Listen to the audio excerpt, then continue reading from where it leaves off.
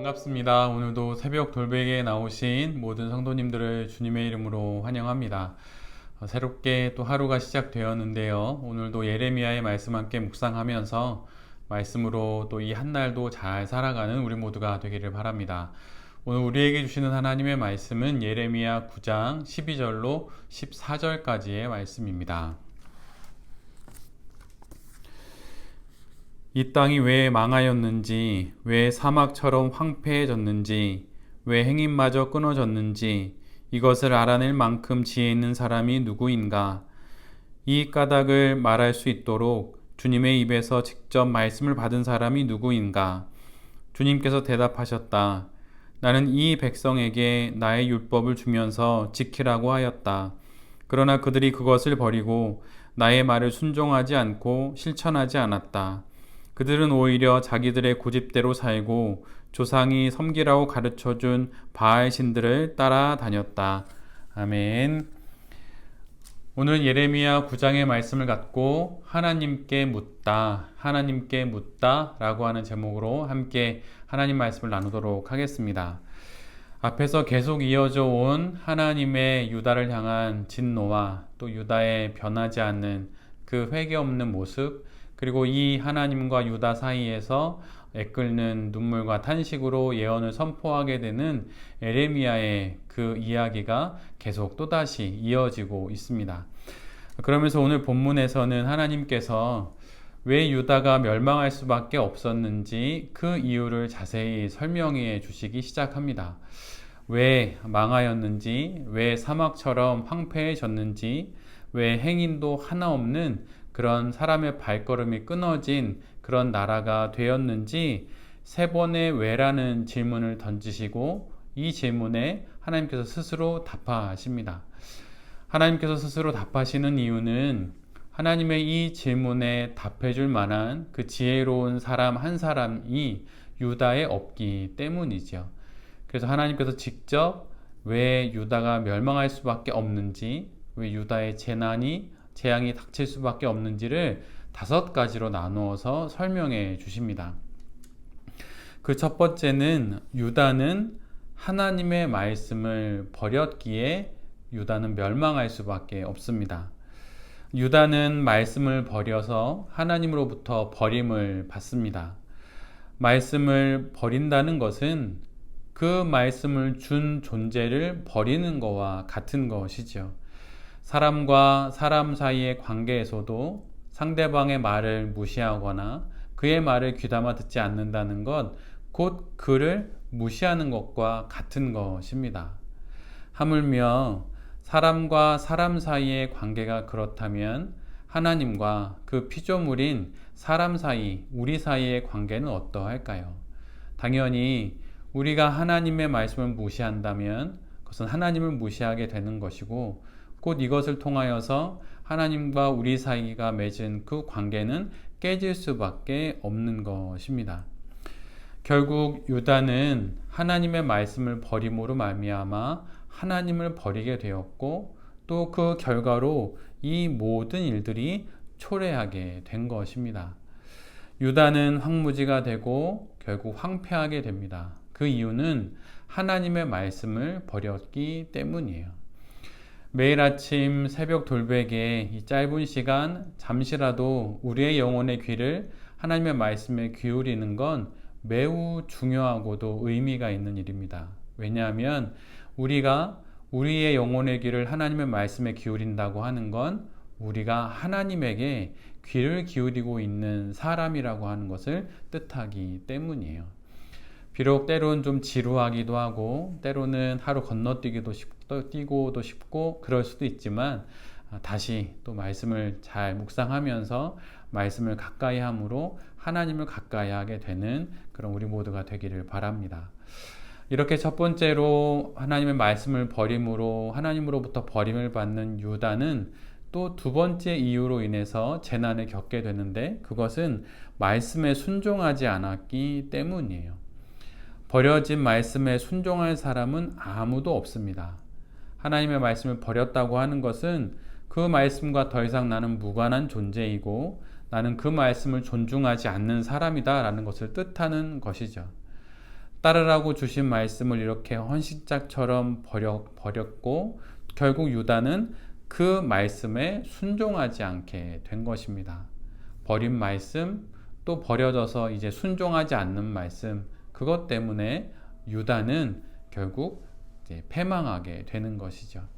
세 번째도 이와 유사한 내용인데, 셋째는 말씀을 실천하지 않았기 때문입니다. 말을 듣는 것보다 더 어려운 것은 그 말을 실천하는 것이죠. 말씀을 실천하는 것입니다. 그런데 첫 번째로 듣지도 않았고 두 번째로 순종하지도 않았던 그 말씀을 실천한다는 것은 더군다나 있을 수 없는 일입니다. 몸으로 실천하기 위해서는 마음으로 먼저 그 말씀을 실천해야 하는 것이죠. 마음으로 내가 걸어간 그 길이 결국 내가 몸으로 걸어갈 길이 되기 때문입니다. 그런데 마음으로부터 버려졌고 마음으로부터 순종하지 않는 그 말씀은 결국 내가 실천하지도 않는 말씀이 되어 버린 것입니다. 이로 인해서 결국 유다는 하나님으로부터 버림을 받게 되는 것이죠. 네 번째 이유는 앞에 있는 말씀과 또 연을 같이 하고 있는데, 말씀을 버린 사람은 그러면 이제 자기식대로 삶을 살아가게 됩니다. 그래서 네 번째 이유로는 고집대로 살았기 때문에 패망할 수밖에 없다고 이렇게 말씀해 주시죠. 유다는 자신들의 고집대로 살았습니다. 여기서 고집이란 본성대로 살았다는 이야기이죠. 즉 내가 하고 싶은 대로, 내키는 대로, 기분대로, 필요에 따라 또 이익에 따라 즉흥적으로 그냥 내 마음대로 살았다는 것입니다. 사람은 그냥 놔두면 알아서 옳은 길로 가지 못합니다. 놔두면 경사길에 공이 아래로 굴러가듯이 그렇게 내가 하고 싶은 대로 살아가면 결국 하나님 반대쪽으로 고집 부리는 나귀처럼 살아가게 되어 있어요. 성화가 무엇입니까? 성화란 간단히 말하면 성격대로 사는 것이 아니라 성령대로 사는 것입니다. 성격 같으면 이렇게 살고 또 성격대로면 이렇게 행하고 하겠지만, 그렇지 않고 내가 들었던 말씀을 따라, 성령의 말씀을 따라 그렇게 살아가는 것이 성화이지요. 그런데 이 성화의 삶을 살아가기 위해서 말씀이 들려져야 하는데, 유다는 말씀을 버림으로 말미암아, 말씀에 순종하지 않음으로 말미암아, 말씀을 실천하지 않음으로 말미암아 거기서 가만히 머무른 게 아니라 결국은 자신의 고집대로 사는 삶이 그들이 살아가는 삶으로 되어 버린 것입니다. 그래서 결국 그 고집의 결과를 먹게 되었고, 그것이 결국 유다가 멸망하게 되는 바로 그 결론이었습니다. 다섯 번째는 조상이 섬기라고 가르쳐준 바알 신들을 따라다녔기 때문에 유다는 멸망하게 됩니다. 전통이라고 해서 옛부터 내려온 것이라고 해서 다 좋은 것이 결코 아닙니다. 물론 오랜 시간의 과정을 통해 검증된 전통이라는 것이 나쁘지 않는 것들이 많이 있지요. 그러나 전통보다 중요한 것은 하나님의 말씀을 기준으로 삼아서 살아가는 삶입니다. 말씀을 기준 삼아 살아갈 그 삶을 그렇게 살지 않고 조상들이 그렇게 해왔으니 나도 그렇게 살면 되겠다라고 여기고, 그렇게 조상이 섬겼던 바알을 유다도 섬김으로 말미암아 그들은 결국은 패망하게 되는 것이죠. 모두가 무작정 정통을 따라갈 때 말씀을 따라 살아가는 사람들이 바로 성도입니다. 지금 그런데 유다에는 그런 한 사람이 없어서 결국 멸망하게 되는 거예요. 유다가 왜 멸망하는지, 왜 사막처럼 황폐해졌는지, 왜 행인마저 끊어졌는지 이것을 아는 자가 없고, 또 이것을 설명해 줄 자가, 하나님처럼 이렇게 설명해 줄 자가 없으니까 하나님께서 직접 그 모든 이유를 정확하게 설명해 주십니다. 우리의 삶 가운데도 우리가 되돌려야 할 많은 실수들도 있고 회개해야 될 것들도 많이 있지만, 우리가 그 많은 일들을 겪으면서 내게 왜 이런 일이 닥쳤는지, 왜 내가 거듭되는 이런 죄악들이 내게 있는지, 아니면 왜 나에게 이런 삶의 결론들이 있는지 많이 궁금하고 또 많은 또 의문을 갖게 될 때가 많이 있습니다. 근데 그럴 때마다 우리가 그 모든 일들의 원인과 결과를 속속들이 알 수는 없지요. 왜 그런 일이 있었는지, 왜 그런 일을 겪어야만 했는지 우리는 다 알지 못합니다. 그러나 하나님 앞에 나아가면 오늘 본문처럼 하나님께서 차근차근 그 이유를 알게 하실 것입니다. 말씀을 떠나지 않으면 결국 그 이유를 다 알게 될 것이에요. 기도의 두 손을 우리가 놓지 않으면 기도 가운데 결국 그 모든 것을 알게 될 것입니다. 그리고 만약 그것을 알게 된다면 그 이유를 찾아서 그걸 고침으로 하나님 앞에서 거룩한 성도의 신앙 인생을 살아가면 되는 것이죠. 아무리 유다의 멸망을 많은 사람들에게 물어봐도 그 누구도 이런 이야기를 해줄 수가 없었습니다. 그러자 하나님께서 직접 당신의 입으로 5가지의 이유를 잘 풀어서 설명해 주시죠.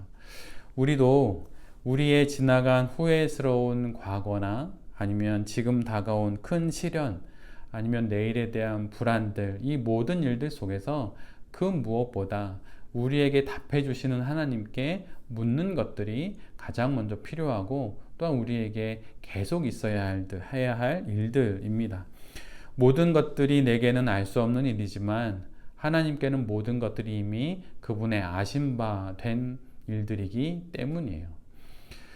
그 하나님께서 우리에게 당신의 뜻과 당신의 또 계획과 당신의 이유들을 말씀해 주시고 또 우리를 여전히 보호하고 계시다는 것을 기억하면서 의문이 많고 또 이해할 수 없는 삶의 많은 일들을 말씀과 함께 잘 지나가는 우리 모두가 되기를 바랍니다.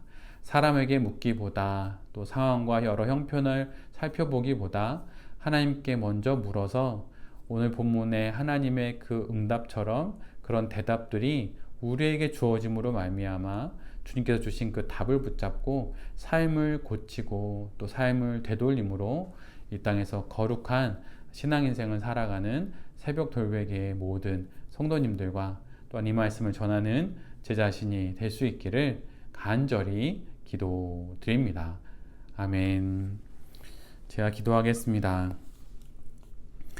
주님, 많은 삶의 사건들 속에서 왜 그런 일이 있어야만 했는지, 왜 그런 경우를 겪어야 했는지 우리는 다 알지 못합니다. 그러나 당신은 다 알고 계시고 당신은 그 이유를 또한 우리에게 말씀해 주십니다. 당신 앞에 서서 묻고 당신의 대답을 들으며 그렇게 하루 또 하루 살아가는 우리 모두가 되게 하여 주시옵소서. 나는 모르지만 당신은 다 알기에 당신과 당신의 말씀을 믿고 의지하며 오늘도 잘 살아가게 하여 주시옵소서. 이 모든 말씀 우리 주 예수 그리스도의 이름으로 기도드립니다. 아멘.